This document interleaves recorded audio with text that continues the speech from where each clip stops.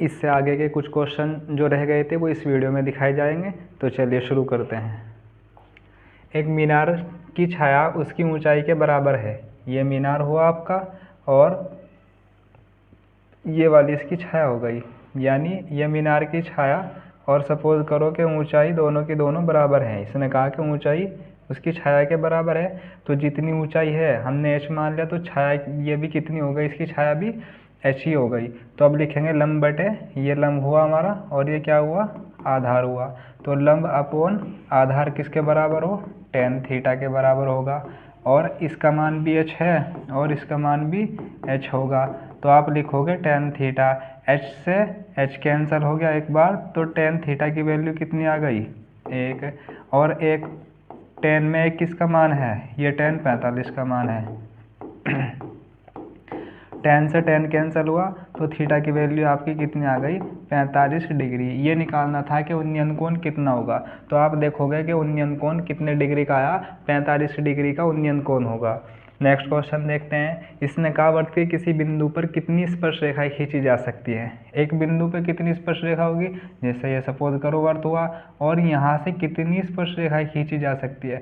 वर्त के एक बिंदु पर केवल एक स्पर्श रेखा खींची जा सकती है। आपका करेक्ट आंसर हो गया ए। बाह्य बिंदु से वर्त पर खींची गई स्पर्श रेखाओं की लंबाई क्या होती है, समान होगी, असमान या त्रिज्या की आधी होगी, व्यास के बराबर। ये एक परिमेय भी है जो 4 नंबर में अक्सर पूछी जाती है कि बाह्य बिंदु से वर्त पर खींची गई स्पर्श रेखाओं की लंबाइयाँ सदैव क्या होंगी, बराबर होंगी, यानी समान होगी। देखो किस तरीके से होगी, जैसे आपका ये वर्त हुआ और यहाँ कोई एक बिंदु है, इससे जो स्पर्श रेखा यहाँ खींची गई, ये ए पॉइंट हुआ आपका और ये वाला पी। इसी पॉइंट से जो भी एक स्पर्श रेखा खींची गई क्यों, तो अगर ये 3 सेंटीमीटर की है तो ये भी कितने सेंटीमीटर की होगी, 3 सेंटीमीटर होगी। यानी वर्त के बाह्य बिंदु से एक ही बिंदु से स्पर्श रेखा जो खींची जाएगी वो समान लंबाई की होगी। तो करेक्ट आंसर आपका होगा ए। वर्त की स्पर्श रेखा और त्रिज्या के बीच कितना कोण होता है। अब देखो इसी प्रमेय के अंदर ये बताया गया था वर्त की जो स्पर्श रेखा होगी वो त्रिज्या पे क्या होगी, लंब होती है। यानी यहाँ से 90 डिग्री का एंगल बनेगा। लंब होने का मतलब है जितनी भी एक बिंदु से जो स्पर्श रेखा खींची जाएगी, जैसे ये ए और बी हुआ, तो आपका देखोगे कि वर्त की स्पर्श रेखा त्रिज्या पे लंब होती है। लंब का मतलब है 90 डिग्री का एंगल बनेगा। तो आपका करेक्ट आंसर होगा सी। नेक्स्ट क्वेश्चन, एक वर्त की परिधि 2πr है और क्षेत्रफल πr² है, तो उसकी त्रिज्या कितनी होगी। और इसने कहा है कि दोनों बराबर हैं, तो वर्त की परिधि 2πr और वर्त का क्षेत्रफल πr², दोनों बराबर है। पाई से पाई कैंसिल हुआ, r से एक r कैंसिल हुआ, तो r का मान कितना आ गया, 2। और कोई सेंटीमीटर या वन दे रखा था तो आप लिखोगे मात्रक। तो इसका करेक्ट आंसर होगा ए। नेक्स्ट क्वेश्चन, 14 सेंटीमीटर व्यास वाले वर्त की परिधि होगी। ये हमें क्या दिया, 14 सेंटीमीटर व्यास। व्यास को किससे डिनोट करेंगे, डी से। ये दिया आपका 14 सेंटीमीटर। तो आर निकाल लेंगे, आर का फॉर्मूला आर बराबर डी अपॉन, आर निकालने का फॉर्मूला आर बराबर डी अपॉन कितना होता है, 2, यानी त्रिज्या व्यास की आधी हो। तो इसको हाफ कर देंगे, कितना निकल के आएगा, आर का मान आ गया आपका 7 सेंटीमीटर। तो हमें क्या निकालना, वर्त की परिधि। वर्त की परिधि का फॉर्मूला है, वर्त की परिधि फॉर्मूला याद है तो ये याद रखो। अगर फॉर्मूला याद है तो क्वेश्चन बहुत इजी लगेगा। पर वर्त की परिधि का फॉर्मूला है 2πr। 2 सेम टू सेम, पाई की वैल्यू आपको पता ही है कि 22/7 लिखेंगे और आर की वैल्यू 7 हैगी। 7 से 7 कैंसिल हो गया, 22 दूनी कितना हो गया, 44 सेंटीमीटर। तो वर्त की परिधि कितनी आई, 44 सेंटीमीटर। करेक्ट आंसर होगा आपका ए। उसके बाद नेक्स्ट क्वेश्चन देखते हैं, अर्धवर्त का परिमाप अर्धवर्त का परिमाप कितना होता है। देखो ये आपका सपोज करो कि ये हमारा अर्धवर्त है, तो यहाँ से यहाँ तक के कितना हुआ, ये आपका व्यास हुआ और व्यास जो हो त्रिज्या का डबल हो तो 2r के बराबर हुआ।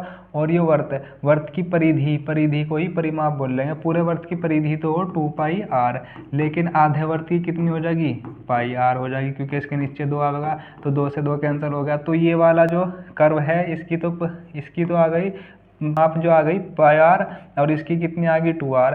तो दोनों को ऐड करेंगे 2r और प्लस में कितना πr। तो इसका करेक्ट आंसर होगा πr प्लस के 2r। तो यहाँ आपका r छोटा हुआ है तो करेक्ट आंसर होगा आपका πr प्लस के 2r। उसके बाद देखेंगे प्रथम 5 प्राकृतिक संख्याओं का माध्य निकालना है। प्राकृतिक संख्या कौन सी जो काउंटिंग वाली होगी, 1 2 और 3 और 4 और 5। 5 हो गई तो 5 से डिवाइड करेंगे, इनके बीच में प्लस लगा करके, तो ये हो गया। आप ऐड करोगे इसे 5 5 10 हो गए, 10 और 5 कितने हो गए, इनका ऐड 15 आ गया, और 5 इसे डिवाइड करेगा कितनी बार, 3 बार, तो समांतर माध्य कितना होगा, 3। करेक्ट आंसर होगा आपका 3। नेक्स्ट क्वेश्चन, आंकड़ों का 2 6 4 5 0 2 1 3 2 3 का बहुलक ज्ञात कीजिए। अब देखो बहुलक किसे बोलेंगे, जो अंक सबसे ज़्यादा बार रिपीट होगा वो इसका बहुलक होगा। जैसे यहाँ से 2 2 फिर 2 2 ज़्यादा बार रिपीट हुआ, 3 2 बार आया, लेकिन 2 की बारंबारता सबसे अधिक है, इसलिए बहुलक कितना होगा आपका 2 होगा। नेक्स्ट क्वेश्चन देखते हैं, निश्चित घटना की प्रायिकता कितनी होती है। देखो जो घटना हमेशा घटित होगी, घटने वाली कोई भी घटना आएगी, अगर वो निश्चित रूप से घटित हो रही तो उसकी प्रायिकता 1 होगी। लेकिन ये जो संभव घटना होगी, और लेकिन जो असंभव घटना होगी उसकी प्रायिकता हमेशा क्या होगी, असंभव घटना की प्रायिकता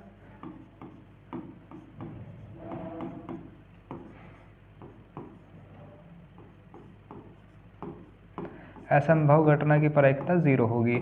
लेकिन यहाँ कहा इसने निश्चित रूप से घटित हो रही, तो निश्चित रूप से जो घटना घटित होगी उसकी प्रायिकता 1 होगी। उसके बाद एक पासे को फेंकने पर सम संख्या आती है। ये देखो पासे के ऊपर कितने अंक है, 1 2 3 4 5 6 तक के आएंगे, तो आपका टोटल परिणाम तो आ गए 6 नीचे। तो इसने कहा कि सम परिणाम कौन कौन से होंगे, सम इसमें कौन कौन से, एक तो 2 है, एक 4 है, एक 6, तो टोटल परिणाम कितना हो गए हैं 3।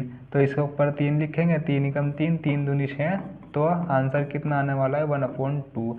सम संख्या आने की प्रायिकता होगी 1/2। करेक्ट आंसर होगा आपका ए। उसके बाद नेक्स्ट क्वेश्चन, किसी असंभव घटना की प्रायिकता कितनी होती है, अभी बताना। असंभव घटना की प्रायिकता कौन सी होगी, 0 होगी, और संभव की कितनी होगी, 1 होगी।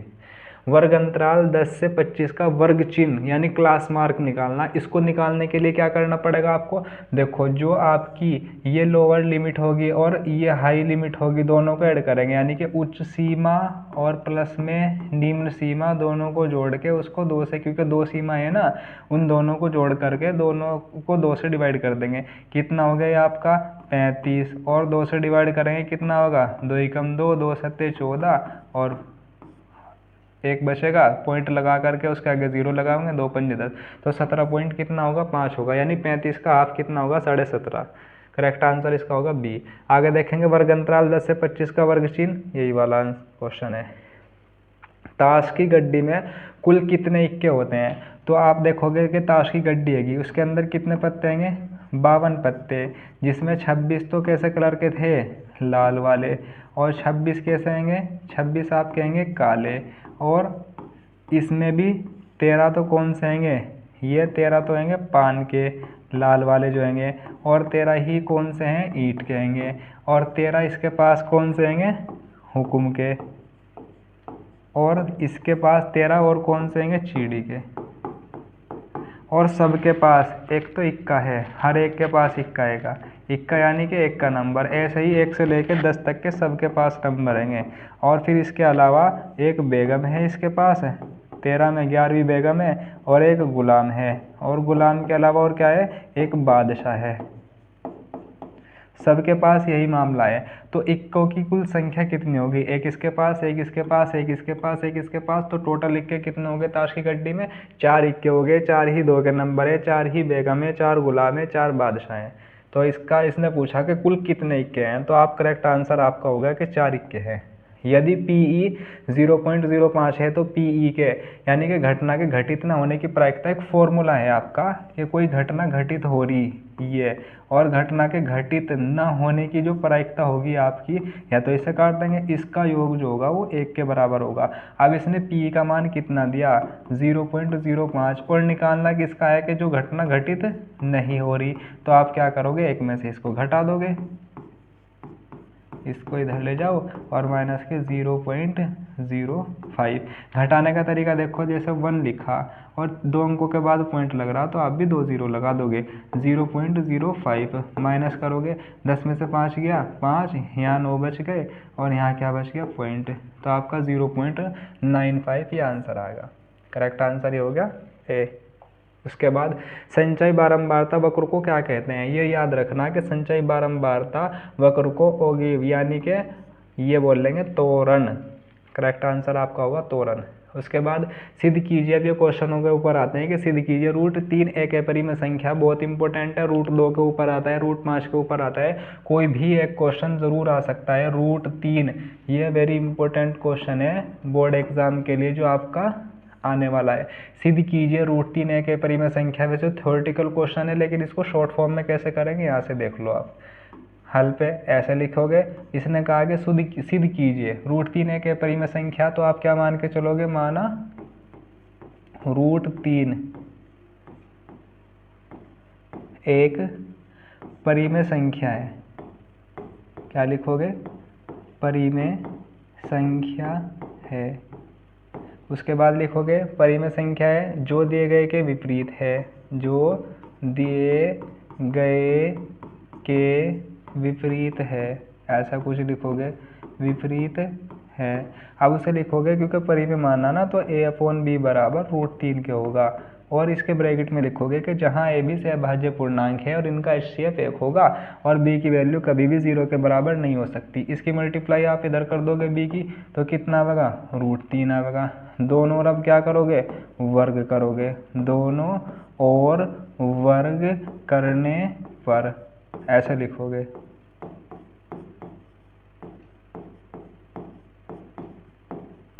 इसका स्क्वायर कर दिया आपने, जब इसका स्क्वायर करोगे √3 का स्क्वायर 3 आएगा और ये b² आएगा। इसको इक्वेशन 1 बना लेंगे आप। इसके ऊपर 2 कमेंट लिखेंगे कि a² 3 से क्या होगा, विभाज्य होगा। a² 3 से विभाज्य है। अब लिखोगे a भी, यानी अगर इसका वर्ग ना करें, a भी 3 से विभाज्य है। तो अब उसके बाद ये मानेंगे कि a को हटाएंगे, माना a बराबर कितना लिख दोगे, 3m लिख दोगे। जहाँ ये आपको a नज़र आ रहा ना इक्वेशन 1 में, यहाँ a बराबर 3m लिखेंगे। जब 3m लिखेंगे तो इसके ऊपर वर्ग हो रहा, तो आप इसके ऊपर भी वर्ग कर दोगे। 3b², 3 का वर्ग कितना होगा, 9, और m² बराबर 3b²। इस 3 ने इसे 9 को कैंसिल कर दिया। कितनी बार कैंसिल करेगा, तो इधर आएगा जो b² बराबर 3 और m²। जैसे इक्वेशन 1 बनी थी ऐसे इक्वेशन आपकी 2 बनी। आपने लिखा था a² 2 3 से विभाज्य है, b 3 से विभाज्य। आप लिखोगे यहाँ b² 3 से क्या होगा, विभाज्य है।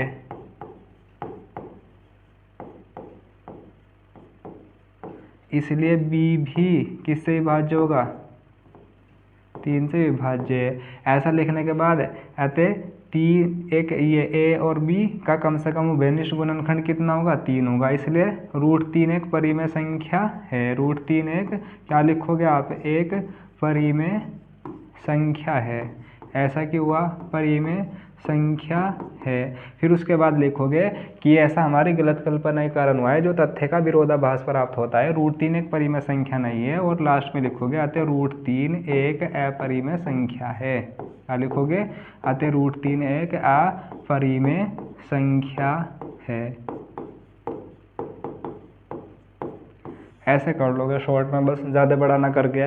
माना √3 एक परिमेय संख्या है जो दिए गए के विपरीत है। फिर लिखोगे a/b बराबर √3 के, और फिर ब्रैकेट में लिखोगे जहाँ a और b से भाज्य पूर्णांक है, और लिखोगे फिर उसके बाद नीचे कि a b का HCF कम से कम 1 होगा और b की वैल्यू कभी भी 0 के बराबर नहीं हो सकती, जो हमें यहाँ लिखना था। उसके बाद क्या करना है, b की मल्टीप्लाई करोगे √3 में, a बराबर b √3 और 2, क्योंकि रूट को हमें यहाँ से कैंसिल करना तो इसलिए इसका वर्ग करना पड़ेगा।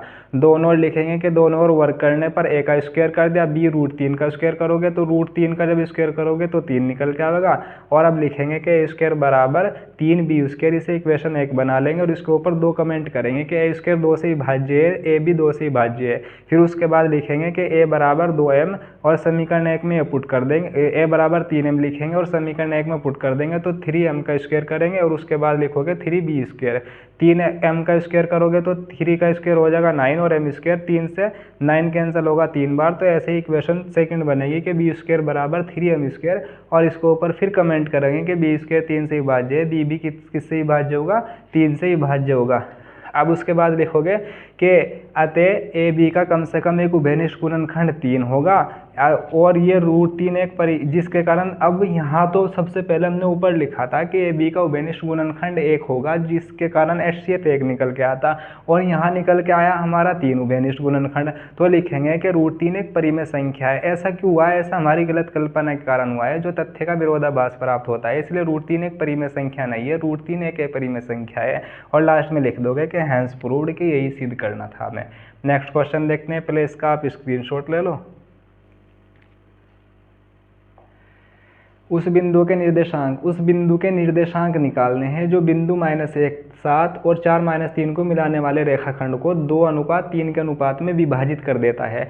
यहाँ किस किस के मान दिए, देखो इसके ऊपर डायग्राम जरूर बना के देखेंगे। पहले हमने एक लाइन पे ऊपर इसको ड्रॉ कर लिया हमने, ये A पॉइंट हो गया और ये आपका B पॉइंट हो गया। इसके निर्देशांक कितने हो गए? -1 और 7 हो गए।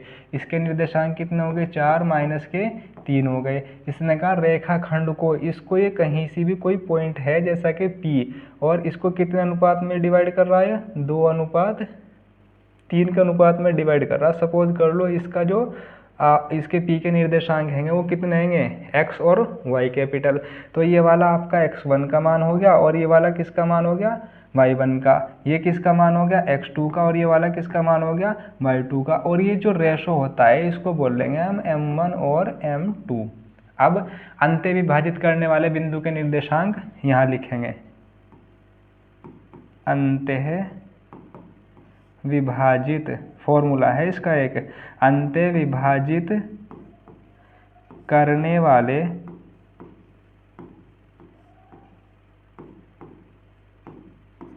बिंदु, कौन सा बिंदु है? P, बिंदु P के निर्देशांक को इतना बड़ा ना लिख करके ये लगा दो। तो कैपिटल X की जो वैल्यू निकल के आएगी, 2 है ना, ये M1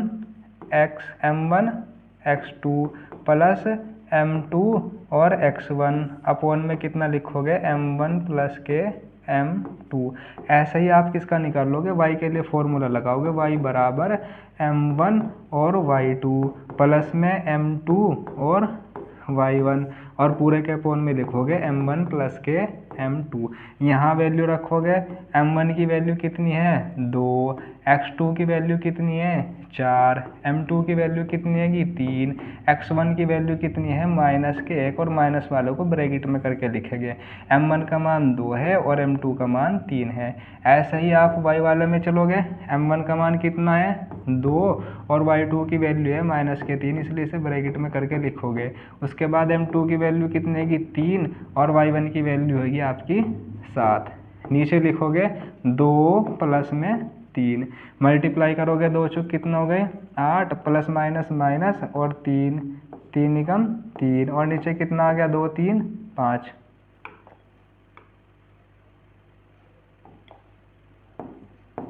उसके बाद यहाँ मल्टीप्लाई करोगे 2 तिया माइनस के 6, 7 तिया कितने हो गए? 21, और नीचे कितना आ गया? 5। 8 में से 3 गए 5, और नीचे भी 5, 5 ने 5 को एक बार कैंसिल कर दिया तो x का मान आ गया 1। 21 में से 6 गए, कितने बचेंगे? 15, और 5 ने 15 को कैंसिल कर दिया 3 बार, तो y की वैल्यू कितनी आ गई?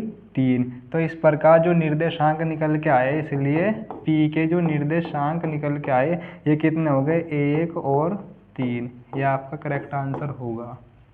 इसका भी स्क्रीनशॉट लेंगे आप। आगे, एक 7 मीटर ऊंचे भवन के शिखर से एक केबल टावर के शिखर का उन्नयन कोण 60 डिग्री है और इसके पाद का नमन कोण 45 डिग्री है, तो टावर की ऊंचाई ज्ञात करनी। इस तरीके के क्वेश्चन में आपसे पहले डायग्राम बनाना आना चाहिए। देखो ये आपका टावर है और यहाँ आपका एक भवन हो गया। अब देखो इसको ऐसे मिलावेंगे, जाहिर सी बात है कि ज़मीन है तो इसको ऐसे ही मिलाना पड़ेगा। जितना इसका आधार होगा वही इसकी होगी। इसको तो बोल लेंगे आप ये मीनार है, और ये आपका क्या हो गया? भवन। देखो इसने कहा एक 7 मीटर ऊंचे भवन की ऊंचाई कितनी हो गई? 7 मीटर। और ये भी कितनी हो गई? यहाँ से यहाँ तक के देखी जावे तो ये 7 मीटर होगी। और मान लिया कि पूरे ये जो आपका है मीनार, इसकी ऊंचाई मान लिया आपने h मीटर। अगर ऊपर की माने तो हम कितना होगा? h में से कितना माइनस कर दोगे? 7 मीटर। बताओ समझ में आया नहीं। इसने कहा कि एक केबल टावर के शिखर का उन्नयन कोण 60 डिग्री है। भवन के यहाँ से देखा गया तो इसका उन्नयन कोण कितने डिग्री बना, 60 डिग्री बना। बताओ समझ में आया या नहीं। उसके बाद देखो, एक 7 मीटर ऊंचे भवन के शिखर से यानी कि उसकी छत से एक केबल टावर के शिखर का, यहाँ इसकी छत का यानी जो ऊपर चोटी है उसके उन्नयन कोण 60 और इसके पैरों का, पाद का मतलब पैर का अवनमन कोण यहाँ जो देखा गया वो यहाँ से यहाँ तक के जो देखा गया वो 45 डिग्री देखा गया। इसने यहाँ देखा तो आपको यहाँ से अवनमन कोण उन्नयन कोण के बराबर होगा। नीचे से देखेंगे तो उन्नयन होगा, ऊपर से देखेंगे तो अवनमन कोण होगा। समझ में आई बात। अब देखो ये 45 हो गया, ये सपोज कर लो यहाँ से यहाँ तक के क्या है, x है। अब इसको नाम देंगे आप A B C D और आपका क्या देंगे नाम E।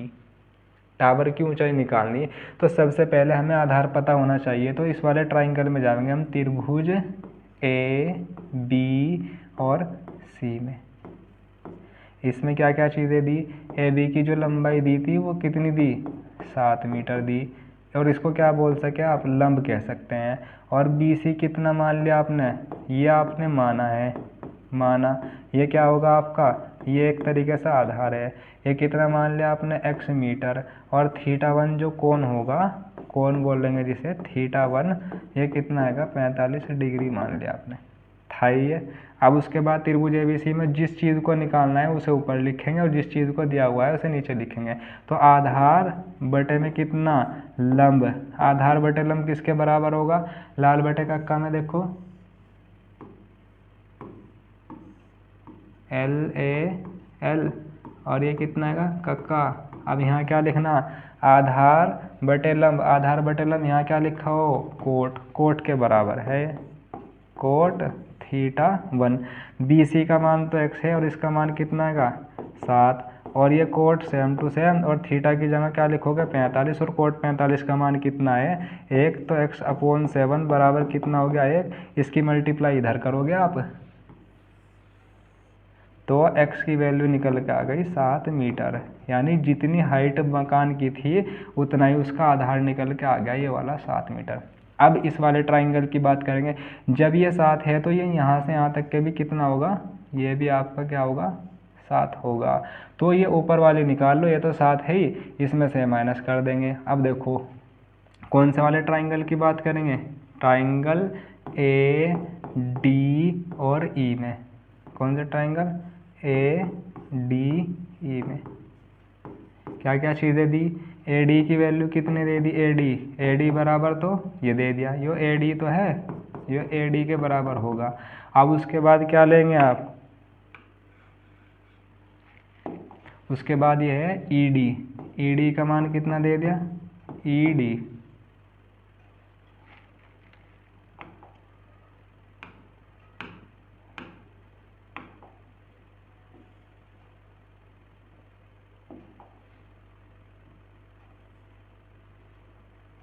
त्रिभुज AD में ED कितना, H माइनस के कितना 7 मीटर, और θ2 की वैल्यू कितनी दे दी आपकी 60। तो अब आप देख लो कि ये हमें लिखाना लंब बटे आधार, लंब बटे आधार किसके बराबर है, इसके बराबर है H माइनस के 7 अपॉन में 7, ये होगा आपका tan θ2 के बराबर होगा। अब देखेंगे tan θ2, अब H माइनस के 7 सेम टू सेम, नीचे वाला 7 सेम, tan लिखोगे आप 60, और tan 60 का मान कितना होता है √3, H माइनस के 7 बराबर 7 से मल्टीप्लाई करोगे और इसका मान है √3। ये वाला 7 उधर जाकर कैसा हो जाएगा, प्लस का हो जाएगा, तो आप लिखोगे 7 प्लस के 7 √3। किसकी वो निकालनी थी आपको, यहाँ से यहाँ तक के H है ना, तो ये निकल के आ गई। और या फिर आगे से लिखोगे 7 कॉमन ले लिया, 1 और प्लस में √3, और √3 का मान ज़्यादा से ज़्यादा क्या कर सको आप, क्या लिखोगे 1.732 ये लिखोगे। तो ये 7 सेम टू सेम, ये कितना होगा 2, और मल्टीप्लाई करोगे 7 से 21, 7 7 49, 49 और 2 कितने हो गए 51, हासिल के लगे 5, 7 दूनी 14 और 5 कितने हो गए 19। तो ये निकल के आया आपका इतनी मीटर होगी इसकी, किसकी, टावर की ऊंचाई होगी 19.11 मीटर। एक बार देख लेंगे अच्छी तरीके से। एक 7 मीटर ऊंचे भवन के शिखर से एक केबल टावर के शिखर का उन्नयन कोण 60 डिग्री और इसके पाद का अवनमन कोण 45 है। टावर की ऊंचाई ज्ञात कीजिए। ये तो इसकी भवन की ऊंचाई दे रखी, जितनी है कि वो यहाँ तक के ले ली, और फिर उसके बाद हमने आधार निकाल लिया, जो आधार इसका है वो यहाँ तक के, ये 45 दिया, ये 60 दिया, ऐसे प्रोसीजर करते चले गए। एक्स की वैल्यू निकल गई और फिर ये निकालते निकालते हमने टावर की ऊंचाई निकाली 19.11 मीटर। नेक्स्ट क्वेश्चन, निम्नलिखित आंकड़ों का माध्यक ज्ञात कीजिए। वर्ग अंतराल दिया 0 से 10, 10 से 20, 20 से 30, 30 से 40, 40 से 50, और ये इसका वो दे दी बारंबारता। हमें निकालनी माध्यिका। देखो माध्यिका निकालने का फॉर्मूला क्या होगा वो देखेंगे। पहले आपको इसके लिए टेबल बनानी पड़ेगी माध्यिका के लिए। क्या क्या चीज़ें लिखोगे आप, यहाँ से लिखोगे वर्ग अंतराल, और इसको एक लाइन छोड़ छोड़ के बनाएंगे जब ये टेबल बनानी पड़ेगी आपको। वर्ग अंतराल दिया 0 से 10 तक, और फिर उसके बाद 10 से, और इम्पोर्टेंट क्वेश्चन है, और इसमें से समांतर माध्यम में से आपका 10 से 15 तक के नंबर का आता है, और ये होगा 20 से 30, और 30 से फिर क्या लिखोगे आप 40, और 40 से कहाँ तक लिखोगे आप 50 तक। उसके बाद बारंबारता, इसको F बोल देंगे। फ्रीक्वेंसी 5 दिया, 8 दिया, और 20, 15 और 7।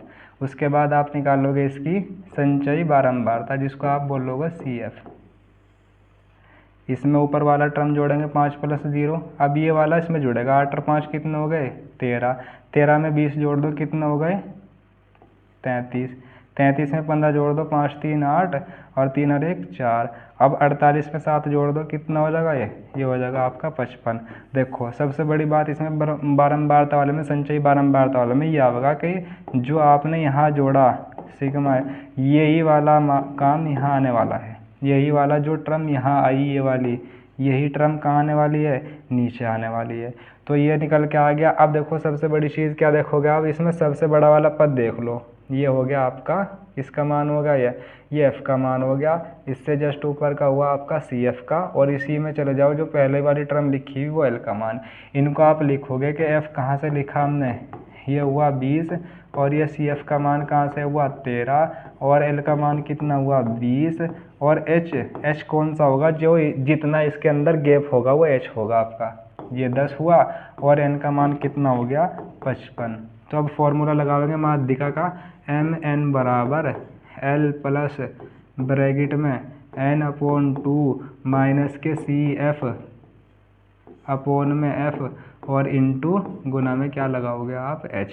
L का मान कितना आएगा 20, N का मान कितना आएगा 55, और नीचे 2, CF का मान कितना आएगा 13, और F का मान कितना आएगा 20, और H का मान कितना आएगा आपका 10। देखो इसने 10 ने इसे कैंसिल कर दिया, ये 2 इसे कितनी बार कैंसिल करेगा 2 दूनी 4, 2 सत्ते 14, 2 पंजे 10, यानी 27.5 बार इसने कैंसिल कर दिया। ये आया आपका 20 तो सेम टू सेम, और अंदर रहा 27.5 में से 13 घटा देंगे, और नीचे कितना बच रहा 2। देखो अब क्या करोगे, 20 तो सेम टू सेम, ये घटा दो इसमें से 0.5 तो सेम, 7 में से 3 गए 4, 2 में से 1 गया 1, और ये 2 ने फिर इसको डिवाइड कर दिया। 20 तो सेम टू सेम, 2 सत्ते 14, और 2 दूनी 4, और 2 पंजे 10, इसको जोड़ेंगे 27.25। ये आपकी माध्यिका निकल के आ गई। ये आपका करेक्ट आंसर हुआ। इसका स्क्रीनशॉट ले लोगे, और इम्पोर्टेंट है 4 नंबर में आता है।